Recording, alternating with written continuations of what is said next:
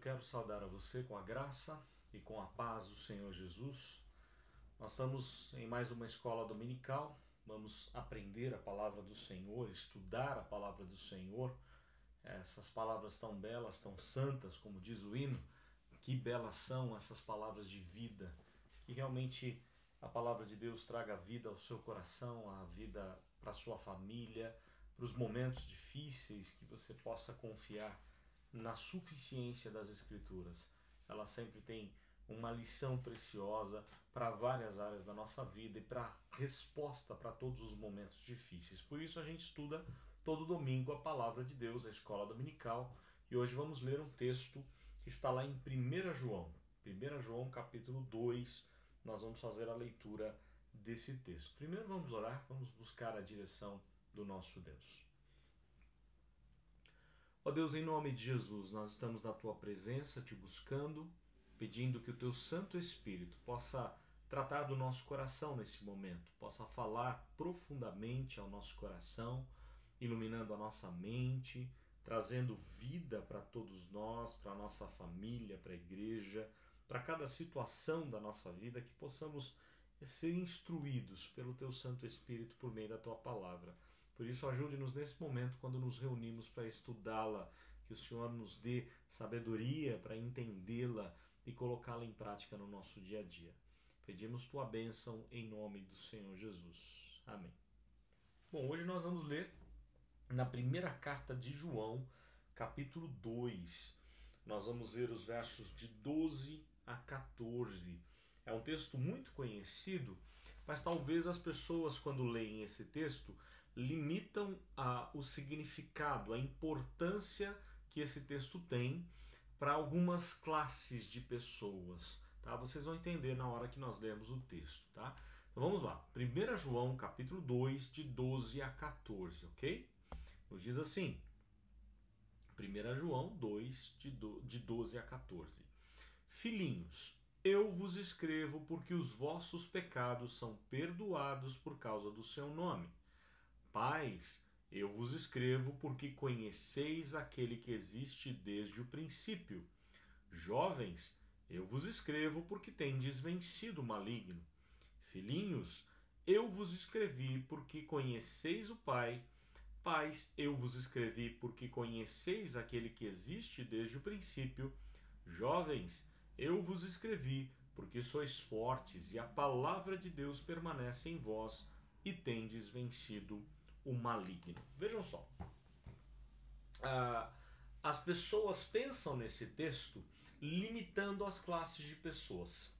Filhinhos refere-se a crianças para alguns, pais referem-se aos adultos da igreja e jovens referem-se aos jovens da igreja. É possível fazer essa aplicação? É possível, mas não é isso apenas que João quer transmitir. Tem algo diferente aí por trás dessas expressões que nós chamamos de expressões carinhosas de João. Lembram que João é o discípulo do amor e ele vai trazer aqui para a igreja lições que servem para toda a igreja. Quando ele fala filhinho, serve para toda a igreja. Quando ele fala pais, para toda a igreja. Quando ele se refere a jovens, também é aplicável a toda a igreja e não apenas aos jovens, ok? Mas por uma questão de introdução, nós vivemos numa sociedade onde a maioria diz assim: eu também sou filho de Deus, não é verdade? As pessoas com as quais nós convivemos, elas acham que são filhas de Deus. A pergunta é, são realmente filhas de Deus? Nós sabemos que precisamos discernir o que é ser filho de Deus, o que é ser criatura de Deus. As pessoas, de alguma forma, ou todas as pessoas, são criadas por Deus. Deus criou todas as coisas, Deus criou o homem e mulher e deu-lhes o potencial, a capacidade de se reproduzirem. Então tudo isso é criação de Deus.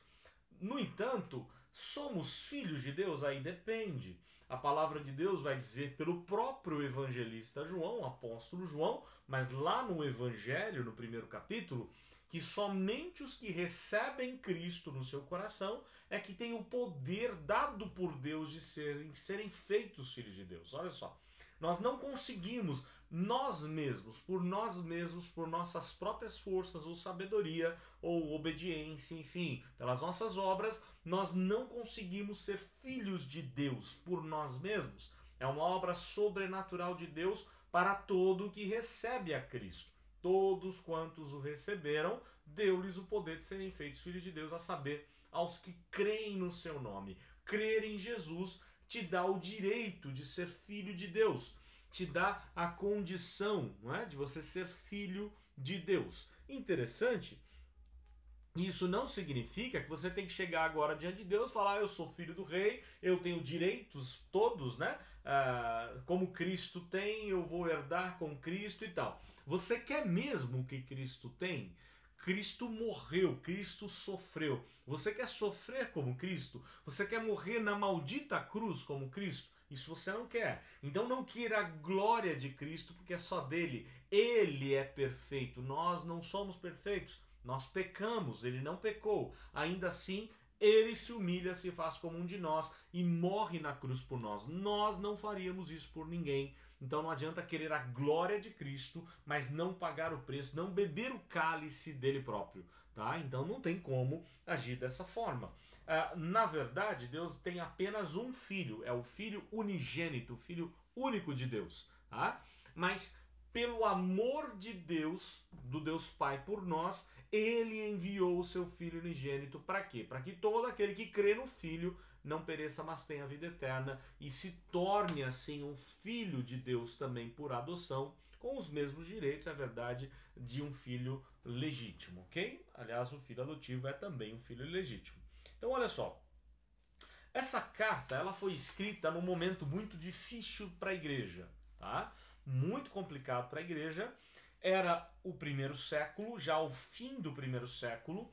João vai endereçar essa carta a várias igrejas da Ásia e nesse período surgiram vários falsos mestres. Os apóstolos vão morrendo, os falsos mestres vão crescendo para fazer com que a igreja se desvie da palavra, uma ação até mesmo demoníaca, satânica, né? Para que a igreja se desviasse da verdade de Deus.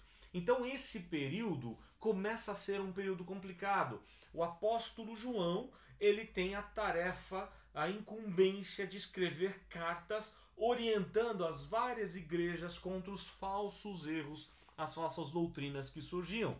Os falsos mestres, eles defendiam o que nós chamamos de gnosticismo, ou naquele tempo um protognosticismo. O gnosticismo, ele defendia, né, de maneira muito resumida, que você consegue alcançar a presença de Deus através do conhecimento. Você consegue encontrar a salvação pelo conhecimento, né? E não é bem assim. Por que eles pensavam dessa forma? Porque na cabeça dos gregos, a começar de Platão, o corpo é ruim. A visão platônica de que o corpo, a matéria é ruim e o espírito é bom. Então tudo aquilo que é físico, que é palpável, eu pego num livro, eu pego numa prateleira, eu pego em mim mesmo, no meu corpo, isso tudo é ruim para os gregos, tá? Para a filosofia grega, mas apenas o conhecimento, as coisas espirituais é que são boas. Infelizmente, esse dualismo fez com que a igreja se desviasse completamente da verdade. João, para corrigir esse erro, eu queria que você abrisse lá no primeiro capítulo. Olha só como João vai tratar desse erro. Ele inicia sua carta dizendo que tocou em Cristo, para mostrar que Cristo tem corpo, tem matéria, não é? E o corpo em si não é ruim. O que era desde o princípio, o primeiro verso da carta, capítulo 1, verso 1, o que era desde o princípio, o que temos ouvido, o que temos visto com os nossos próprios olhos, o que contemplamos e as nossas mãos apalparam com respeito ao verbo da vida. Percebam? Ele diz aqui que eles tocaram em Cristo. Cristo tinha corpo. Então essa tese, logo no primeiro versículo, ele já está batendo nessa doutrina do protognosticismo, dizendo que o corpo é bom, o corpo não é ruim em si mesmo. Cristo mesmo tinha um corpo, ele se encarnou. E havia também uma questão social. Eu não preciso ajudar as pessoas que estão passando fome, por exemplo. Por quê? Porque se elas passarem fome, elas vão se agradar ou agradar mais a Deus. Quando elas maltratam o corpo delas, pela fome, por exemplo, pelo frio, por exemplo, elas vão agradar mais a Deus. Essa era a filosofia terrível, né, vinda da filosofia grega. Ensinamentos completamente errados. Então, o apóstolo João, ele está preocupado com isso e ele vai falar sobre, aqui nesse trecho, sobre as verdadeiras características dos filhos de Deus. Quais são as características que tem os filhos de Deus? Que você consegue discernir aquele que é filho daquele que não é filho, daquele que não tem nada a ver com Deus. Então, a primeira lição, vamos voltar lá para o segundo capítulo, verso de número 12. Olha só. A primeira lição que o texto dá é a mudança com relação ao pecado. O Filho de Deus, quando ele se torna Filho de Deus, quando a graça de Deus o alcança, o regenera, ele dá fé para crer em Cristo, há uma mudança radical com relação ao pecado. Olha só o que nos diz o texto. Filhinhos, capítulo 2, verso 14. Filhinhos, eu vos escrevo porque os vossos pecados são perdoados por causa do seu nome. Olha só, há uma mudança radical com relação ao pecado. Há uma mudança por quê? Porque agora os pecados são perdoados. Nós não somos mais condenados pelo nosso pecado, por aquilo que fazemos. Sim, os nossos pecados foram perdoados. Olha que coisa boa, que coisa maravilhosa, como nos diz o texto, não é? Então o que a gente precisa entender aqui é o Filho de Deus. A primeira característica do Filho de Deus é mudança com relação ao pecado, tá? O pecado na vida daqueles que foram feitos filhos de Deus, ele não pode mais ser premeditado, ele não pode mais ser planejado. Ele tem que ser um acidente na nossa vida. Olha o que diz o verso de número 1 do capítulo 2 aqui. Filhinhos meus, estas coisas os escrevo para que não pequeis. Daí ele diz assim, se todavia alguém pecar. Olha só, se todavia, caso você peque, a vida do Filho de Deus não pode ser, eu vou viver no pecado, eu vou fazer o que eu bem entendo e nem vou estar aí para a lei de Deus, para a vida de piedade, de temor do Senhor. Tá? Essa não é a característica dos filhos de Deus. O Filho de Deus se incomoda com o pecado, se entristece com o pecado e não vive mais no pecado. Tá? Então é isso que o texto vai trazer para todos nós. Lembra que eu falei que o apóstolo João, ele não está se referindo a crianças, a pais, adultos e a jovens nesse trecho que lemos? Ele está apenas usando expressões carinhosas para demonstrar todo o carinho e lições também por trás disso, tá? Então, por exemplo, ele vai chamar a igreja toda de filhinhos em vários textos. Ele vai, por exemplo, no capítulo 2, verso 1, ele vai falar assim, filhinhos meus, essas coisas vos escrevo. Tá? Aí lá no verso 18, filhinho, já é a última hora. Se você pegar lá no verso 28 do capítulo 2, ele vai falar de novo. Aqui, cadê? Verso 28 do capítulo 2. Filhinhos, agora, pois, permanecei nele, e assim por diante. Capítulo 3, verso 7. Filhinhos, não vos deixeis enganar por ninguém. Percebam que várias vezes ele usa a expressão filhinhos. Ele não está se referindo às crianças, ele está se referindo carinhosamente a todos os membros, a toda a igreja. E com a seguinte lição principal aqui no verso 12. Filhinhos, eu vos escrevo, porque os vossos pecados são perdoados. Há uma mudança radical com relação ao pecado na vida do crente, daquele que se torna um filho de Deus, que Deus o fez um filho de Deus. Lembram disso? É obra de Deus. É Deus quem nos faz filhos dele, por obra do Espírito Santo. A partir disso, eu não vivo mais no pecado, eu não desejo mais viver no pecado. Há uma mudança, uma cosmovisão, uma forma diferente de encarar o mundo, a vida, não mais amando, vivendo de maneira relaxada espiritualmente falando, mas sim vivendo na presença de Deus. Vejam que há uma mudança radical com relação ao pecado. Sem Cristo, sem se tornar um filho de Deus, você é condenado pelo pecado, você não tem ninguém que te defenda, né, diante da santidade de Deus, e você vive no pecado, você ama o pecado e vive de maneira desgarrada. A ideia é ser filho de Deus implica em uma vida de santidade, implica em pelo menos um desejo de viver em santidade, em piedade, em temor ao Senhor, uma luta constante entre as obras da carne e o fruto do Espírito, aquilo que Deus quer produzir em nós. Quais são as verdadeiras características do Filho de Deus? A primeira característica é mudança com relação ao pecado. Você quer saber se uma pessoa é mesmo filha de Deus? Ela não pode viver no pecado. Amar viver no pecado, ela tem que viver de maneira diferente, de acordo com a vontade de Deus, ok? Um segundo ponto que o texto vai mostrar para nós agora é que uma segunda marca, uma segunda característica do Filho de Deus é o conhecimento de Deus. Olha só o que nos diz agora o texto, verso 13. Pais, eu vos escrevo porque conheceis aquele que existe desde o princípio. Percebam, olha só, pais, vocês conhecem aquele que existe desde o princípio. Há um conhecimento de Deus que precisa ser passado para gerações futuras. Um conhecimento que não é só nosso, mas precisa ser transmitido. O que é conhecer, se não relacionar-se intimamente? O verbo conhecer na Bíblia, tanto no hebraico quanto no grego, ele significa relacionamento íntimo. Nós conhecemos o nosso Deus e devemos assim relacionarmos com Ele, ou nos relacionarmos com Ele e transmitir às gerações vindouras esse mesmo relacionamento, essa mesma experiência de experimentar e ver quanto Deus é bom. O Salmo 89:15, por exemplo, diz assim: bem-aventurado o povo que conhece os vivas de júbilo, que anda, ó Senhor, na luz da tua presença. É muito feliz aquele que anda na luz da presença de Deus, que tem intimidade com Deus, que caminha com Deus. Aí olha só o que diz Oséias, capítulo 6, verso 3. Conheçamos e prossigamos em conhecer ao Senhor. Aquilo que o povo mais necessitava era conhecer a Deus. A vida eterna é definida por Cristo em João 17, verso 3, como conhecer ao Pai, conhecer ao Filho. A vida eterna é esta, que conheças, que a gente conheça o Pai e o Filho a quem o Pai enviou. Então nós teremos uma eternidade de conhecimento de Deus, porque conhecimento significa relacionamento, intimidade com o próprio Deus.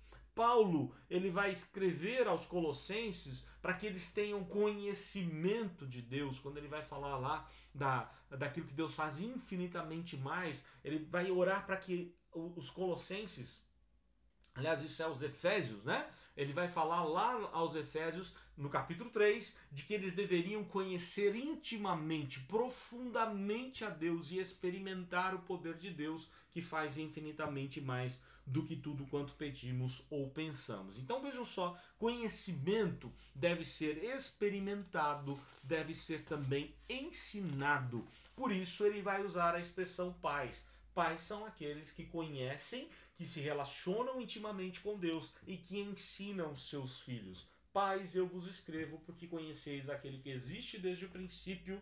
Tá? E aí de novo no verso 14, filhinhos, eu vos escrevi porque conheceis o Pai. Pais, eu vos escrevi porque conheceis aquele que existe desde o princípio. Vejam só, a ênfase dos pais está no conhecimento, na experiência, são mais maduros, conhecem mais e devem ensinar mais tudo aquilo que conhecem, ok? E uma terceira característica dos filhos de Deus é vencer o maligno no poder da palavra ou com o poder da própria palavra de Deus. Ele diz assim, jovens, eu vos escrevo, não é? Olha só. Eu vos escrevo porque tendes vencido o maligno. Aí lá no verso 14 ele vai dizer assim no finalzinho, jovens, eu vos escrevi porque sois fortes e a palavra de Deus permanece em vós e tendes vencido o maligno. Olha só que interessante. São jovens, pois a semelhança daqueles moços fortes, valentes, principalmente num contexto daquela época, onde eles saíam para fazer muitas e muitas guerras, os jovens eram fortes, valentes, eles venciam o maligno como? Com a palavra de Deus. A força do jovem deveria estar onde? Na palavra de Deus. É Deus que é forte em nós. Então a ideia é, nós vencemos o maligno quando vivemos no poder da palavra, experimentando o poder da palavra de Deus. Cristo venceu como? Ele venceu na tentação com a palavra, mas também está escrito, ele dizia a Satanás, não é isso? Cristo venceu como? Na cruz, ele diz assim, ó, no mundo tereis aflições, mas tem de bom ânimo, eu venci o mundo. Ele vence o mundo, ele vence a morte, né? E a própria palavra de Deus nos garante isso. Cristo é vencedor, eu posso confiar em Cristo para que eu também vença. O Cordeiro que venceu, que assumiu, que tomou o livro, abriu o selo, se assentou nos céus, Apocalipse 4 e 5, tá? E todos que estão com ele, reinam com ele, dominam com ele. E aí o próprio João vai dizer que é maior aquele que está em nós do que aquele que está no mundo. Então olha só, Cristo é quem dá a capacidade para a gente vencer, né? É Cristo quem fortalece a gente diante das lutas da vida. Olha só o que ele vai dizer aqui. Abra comigo no capítulo 5 da carta, 1 João capítulo 5, versículo 4 agora, ok? 1 João 5, verso 4. Vejamos lá o que diz. Porque todo que é nascido de Deus vence o mundo. E esta é a vitória que vence o mundo, a nossa fé. Nós vencemos o mundo se somos nascidos de Deus, se temos fé para crer em Cristo, naquele que é o verdadeiro vitorioso, né? Nós não podemos nos desanimar diante das lutas, diante das batalhas da vida, mas sim nós devemos nos animar, né? Não desanimar, não cair em desânimo, pelo contrário, nos animar contra as lutas do inimigo contra nós, ok?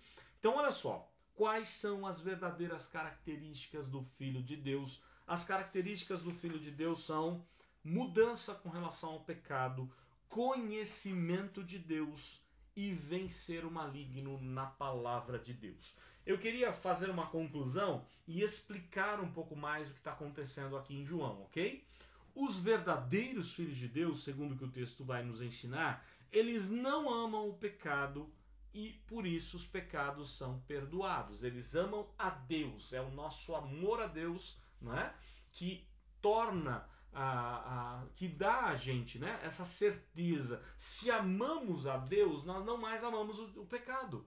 O pecado não tem mais domínio sobre nós. Antes nós amávamos pecar, agora não, agora nós os entristecemos. Ainda pecamos? Sim. Ele vai dizer no primeiro capítulo, aquele que diz que não tem pecado é mentiroso. Confesse o seu pecado, né? Que ele é fiel e justo para perdoar. A ideia é, eu não mais amo o pecado. Mesmo pecando, eu me entristeço com ele. O Espírito Santo de Deus me dá uma tristeza contra o pecado. Então nós não mais amamos o pecado. Nós somos perdoados. Todo o nosso pecado é perdoado. Nós conhecemos a Deus e procuramos espalhar esse conhecimento. A ideia dos pais, não é? Conhecem e espalham conhecimento aos seus filhos. Nós somos fortes aonde? Na palavra, e por isso nós vencemos o maligno. Não queira vencer com seu próprio recurso, com suas próprias forças ou sabedoria, mas vença o maligno com o quê? Com a Bíblia Sagrada, com a palavra de Deus. Conheça a palavra, viva a palavra. Nós devemos ser animados na luta contra o inimigo. Nós temos a poderosa palavra conosco, a espada do Espírito conosco. Nós devemos ser mais dedicados, mais úteis ao Senhor, mais consagrados ao Senhor. Nós devemos ser mais autênticos, verdadeiros, diferentes do mundo e sermos reconhecidos por todos como filhos de Deus. Eu queria terminar dizendo o seguinte, com relação à carta de João. Como eu já disse no começo, João, quando escreve essa carta, ele está corrigindo um erro gravíssimo que trouxe consequências terríveis para a vida da igreja. Para os irmãos terem uma ideia, por causa do protognosticismo, surgiram os monastérios, onde as pessoas saíam, né, para morar no monastério, achando que confinadas num só lugar, num quarto, com roupa simples, sem comida luxuosa, né, ou sem uma comida boa, saudável, sem uma cama confortável, você estaria agradando a Deus, como se as coisas desse mundo fossem ruins em si mesmas. Não era isso. A igreja está completamente equivocada e caiu no erro do protognosticismo. as consequências eram terríveis. Se eu digo que eu amo o meu irmão, mas não ajudo aquele que está passando necessidade, por que eu faço isso? A resposta era, é fácil, né? É muito fácil, é muito simples. É só não ajudar, porque quanto mais ele passar necessidade, mais ele vai agradar ao Senhor. Na verdade, não é isso, isso não pertence à característica do Filho de Deus. Um Filho de Deus age de maneira diferente, procura viver longe do pecado, se afastando do pecado, vivendo no conhecimento, na intimidade de Deus, experimentando essa intimidade de Deus e também vencendo o próprio maligno com a palavra de Deus, com as promessas da palavra de Deus. Quanto será que a gente tem feito isso? Conhecido as Escrituras, lido a palavra de Deus, desejado a cada dia conhecer as instruções de Deus para a nossa vida. Que você possa pensar nisso. Dizer que é filho de Deus é muito fácil, né? É muito fácil falar eu sou filho de Deus, eu sou filho do rei, mas será que nós estamos dispostos a pagar o preço de nos afastar, por exemplo, do pecado? Né? Será que nós estamos dispostos a nos esforçar por conhecer, por ter relacionamento íntimo com Deus, na palavra, na oração? Será que nós estamos dispostos a experimentar a palavra de Deus no dia a dia da nossa vida, em obediência, em amor ao Senhor, em amor a essa palavra, constantemente, diariamente? Que Deus nos dê essa graça, que Deus nos ajude a viver assim, como filhos de Deus que somos, que nós possamos sempre nos afastar do pecado, que nós possamos sempre nos unir mais intimamente a Deus, conhecer mais ao Senhor e que nós possamos, no poder da palavra, vencer as ciladas do inimigo e assim ser mais que vencedor em Cristo Jesus. É interessante, e aí eu termino aqui, tem movimentos hoje surgindo dizendo assim, tem gente exaltando demais a palavra, não é? Não sei se você já viu isso, pregadores dizendo assim, não, porque onde já se viu comparar a Bíblia com Deus, a Bíblia é o próprio Deus, não é, né? Se você não ler essa palavra e não tomar para si mesma, ela é apenas um livro. Não adianta você andar com ela debaixo do braço e achar que Deus vai te proteger porque você tem um livro nas suas mãos. Não é essa ideia, isso é idolatrar um livro.